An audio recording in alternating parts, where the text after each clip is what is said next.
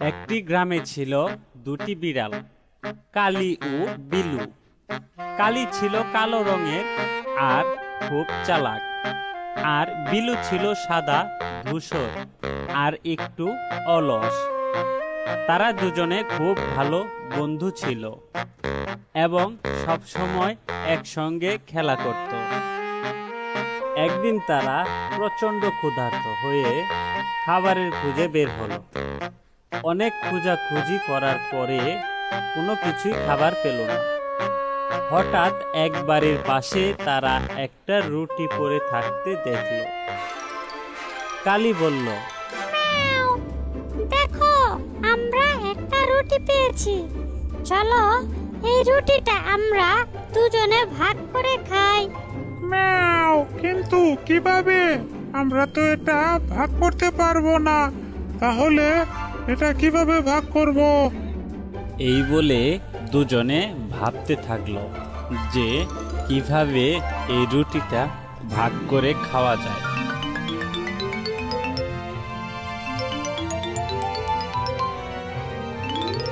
ম্যাও, আমার মাথায় একটা বুদ্ধি এসেছে।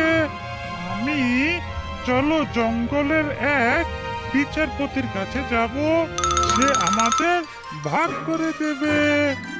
ম্যাও, আমি খুব ক্ষুধার্ত। তাহলে তাড়াতাড়ি চলো, আমরা রুটিটি ভাগ করে খেয়ে নেই। তাড়াতাড়ি চলো চলো।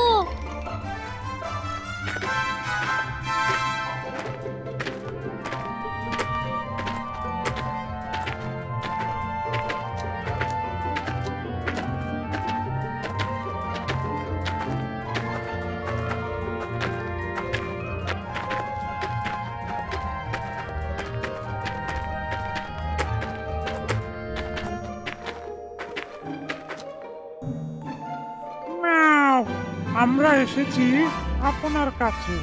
এই রুটিটা আপনি আমাদের ভাগ করে দেন, আমরা দুজনে ভাগ করে খাবো।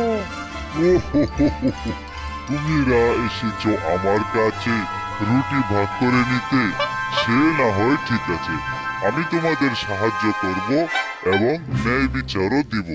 তাহলে তার জন্য তো আমাকে একটু ভাগ দিতে হবে। ঠিক আছে পণ্ডিত মশাই, আপনি না হয় একটু নেন, আমাদের দুজনকে সমান ভাগে ভাগ করে দেন। ঠিক আছে, এই নাও। এটা কি হয়ে গেল? এটা তো অন্যায় হয়ে গেছে। এটা এক সাইডে বেশি হয়েছে, এক সাইডে কম হয়েছে। আচ্ছা ঠিক আছে, এটা আমি খেয়ে সমান করে দিই।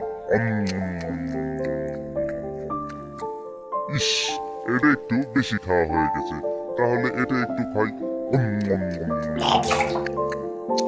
না, হচ্ছে না, সমান ভাগে হচ্ছে না। কি করা যায়?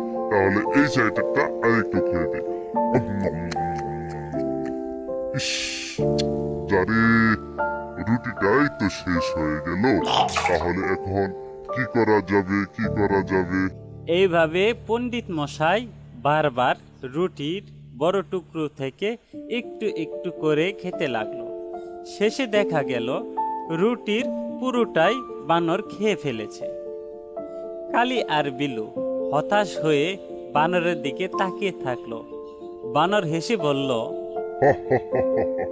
বন্ধুদের মধ্যে লোভ করা উচিত নয়, না হলে তৃতীয় কেউ সুযোগ নিয়ে নেবে।